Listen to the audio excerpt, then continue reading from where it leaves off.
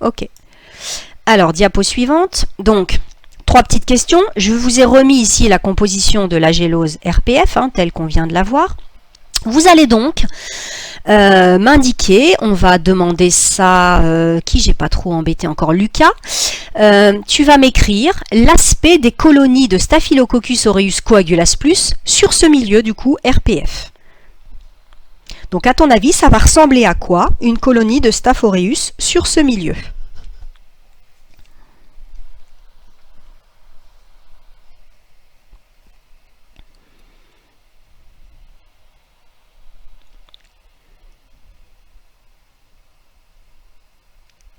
Alors noir avec halo, c'est pas trop mal. Par contre le halo, il va me falloir préciser comment il est.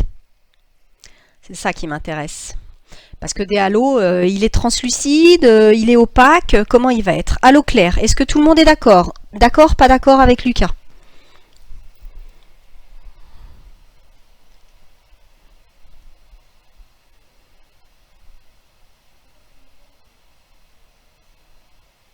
Lucie? Ah, alors tout le monde est d'accord sauf Maëva. On aurait tendance à penser que la majorité l'emporte. Maëva, pourquoi t'es pas d'accord? Est-ce que c'est possible de créer un halo en forme de croûte un peu, vu que la colle devient solide? Ouais, donc ça va effectivement faire un espèce de... Alors, comme pour la coagulase, vous allez avoir un coagulum en fait, une prise en masse autour de la colonie, et du coup, pourquoi t'es pas d'accord? Je suis pas sûre qu'il soit clair. Ouais, bah ouais, parce qu'un coagulum, ça va prendre en masse, Quelle couleur ce soit. donc le halo, il va être plutôt... Oh là là, plutôt comment? Il sera pas clair, au contraire, Opaque. il sera opaque, ouais. Donc là, noir, on était d'accord, il n'y a pas de souci, c'est bien des colonies noires. Par contre, le halo sera opaque. Pourquoi opaque? Parce que en fait, il va résulter du coagulum que vous allez avoir lié à la précipitation en fait du caillot de fibrine, quoi. Alors regardez, je vous montre, mais ça c'est un peu dur, vous l'avez jamais vu, donc c'est normal. Voyez, RPF. Alors RPF, vous l'avez ici. Il est là. Oh là là, je suis partie où moi? Donc RPF, vous l'avez là. On va effacer tout ça, ça ce sera mieux. Hop, c'est celui-là. Donc là, si je regarde mes colonies, j'ai bien des colonies noires. Et vous voyez autour, j'ai un halo qui est en fait un halo constitué de quoi, Julien? Il y a quoi dans ce halo comme molécule? Du plasma et de la fibrinogène Ah bah non. coagulée. Bah oui, donc ça donne quoi? Euh, un caillot Oui, mais de quoi? solide. Oui, mais le caillot est constitué de quelle molécule? Euh, Pourtant, la plupart d'entre vous, vous me l'avez écrit sur le compte-rendu, j'ai redemandé le principe de la coagulase et vous me l'écrivez. Mais en fait, le problème, c'est que vous me le recopiez sans vraiment l'apprendre. Alors, regarde, ils te mettent tous la pression, là. Camille, je sais plus. Pico. Camille. La fibrine? Ouais, en fait, ce que vous voyez effectivement ici, là, on est d'accord, ce petit halo qui est vraiment opaque, c'est un halo constitué, c'est un coagulum de fibrine. Et donc, vous voyez bien que c'est pas du tout transparent. Alors, vous pouvez regarder la différence. À côté, je vous ai mis Bert Parker, qu'on a vu la semaine dernière. Bert Parker, vous voyez le centre noir, le halo clair lié à la lipoprotéinase autour, et à l'intérieur, le petit liseré, le petit halo opaque. Donc là, je vois bien que mon halo de fibrine, il est plus opaque que translucide, que transparent. Est-ce que c'est bon pour tout le monde? Dites-moi. Si c'est bon, on continue. Ouais, ça va? Ok, je reviens sur la diapo d'avant. Donc on a dit colonie noire, halo opaque. Petite question, tiens, j'ai oublié de vous demander. Ça, votre avis, ça veut dire quoi RPF? Alors le F, Camille, tiens, Rénal, tu vas nous écrire ça dans le chat. Le F, c'est pourquoi? C'est le plus facile.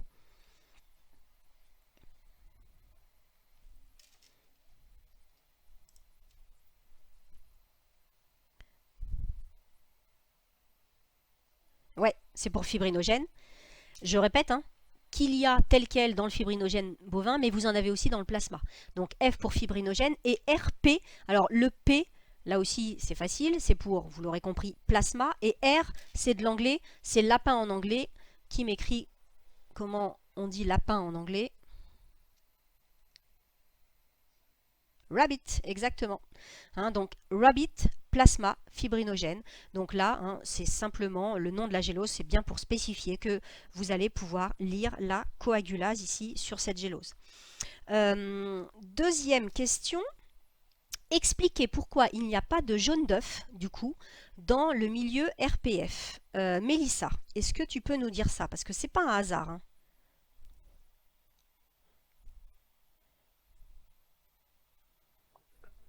Parce que il y en avait déjà sur le milieu Bear Parker. Ouais, alors ça, c'est pas une justification. Ça n'empêche pas, et le tellurite aussi, et ça n'empêche pas qu'il y en ait dans RPF. Donc tu vois bien que tu peux pas me justifier ça comme ça. Pourquoi est-ce que c'est pas un Parce qu'on hasard? veut Hein. lire la coagulase. Ouais, mais ça n'empêche pas le tellurite aussi, et il y en a quand même. Pourquoi il faut alors je vais transformer ma question. Pourquoi il faut surtout pas qu'il y ait du jaune d'œuf dans RPF? Mélissa.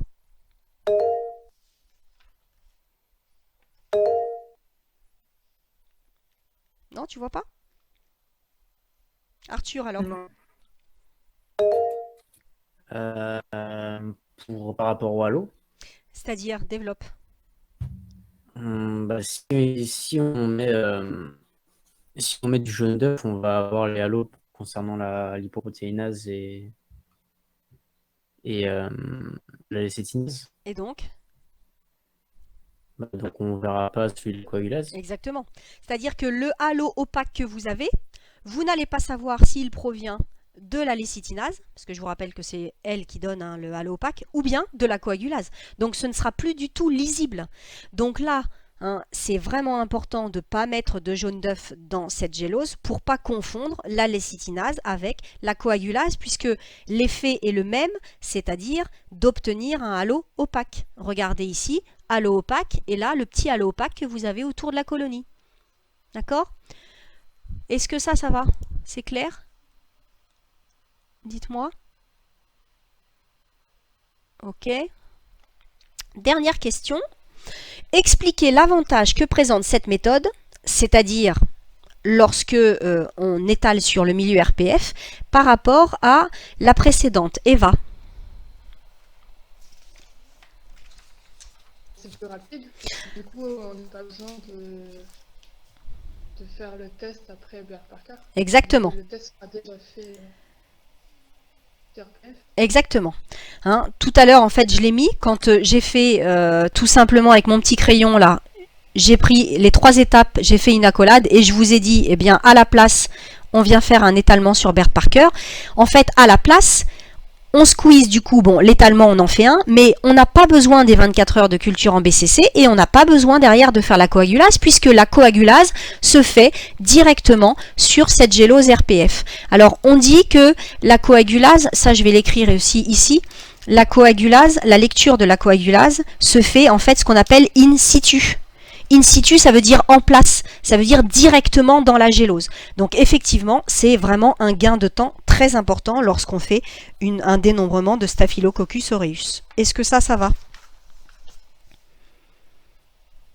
Ouais? Ok, donc ce milieu RPF, hein, on l'aurait pas fait cette année. Enfin, là, on l'a encore moins fait évidemment vu qu'on n'est plus en TP, mais on l'aurait pas fait cette année, mais c'est quelque chose qu'on abordera l'année prochaine. Donc vous n'aurez pas d'excuses en me disant ça me dit rien, on connaît pas. Hein. Si, on l'aura vu cette année.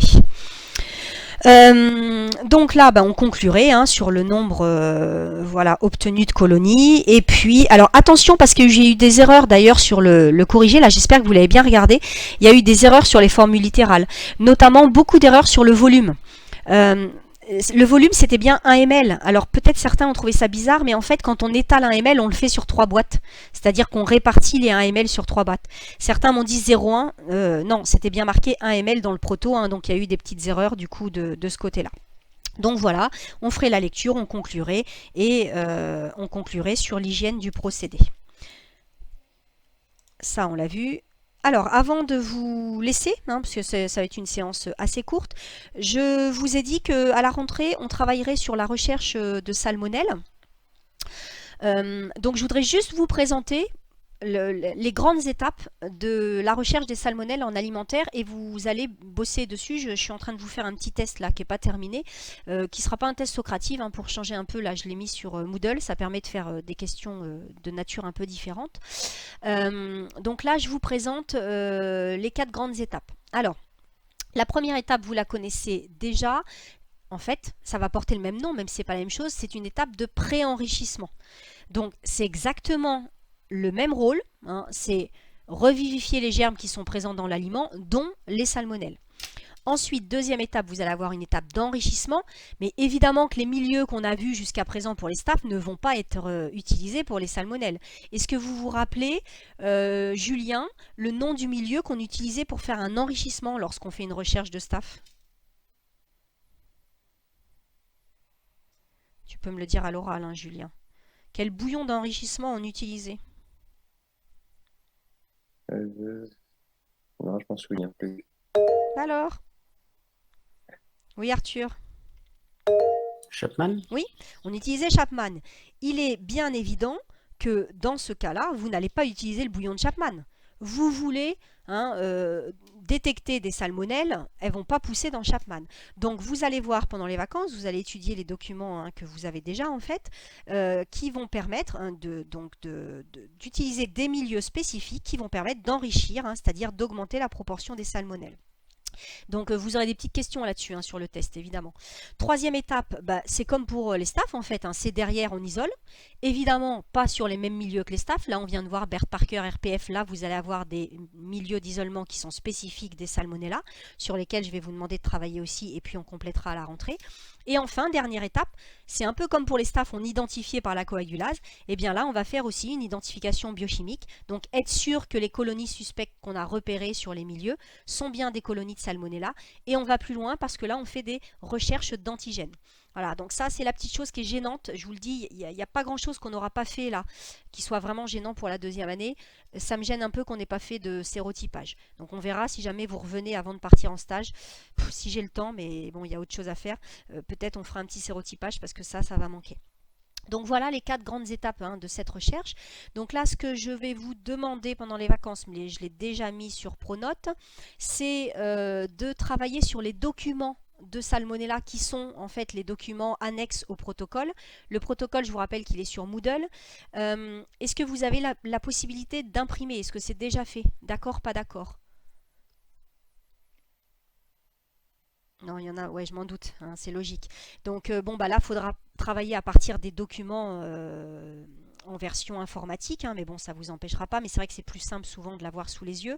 Donc, par contre, tout le monde va bien sur Moodle, me récupérer cet AT19 sur lequel on a déjà travaillé pour la partie des staffs.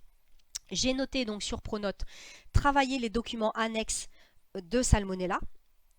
Sauf toute la partie sérotypage, ça vous laissez, on fera ça beaucoup plus tard à la rentrée.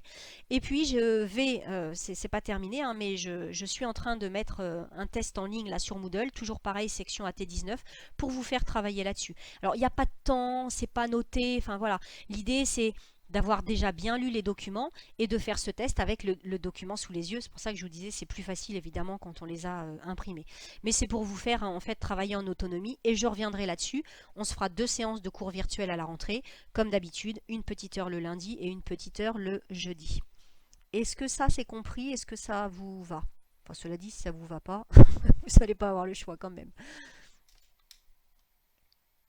Ouais? Ok.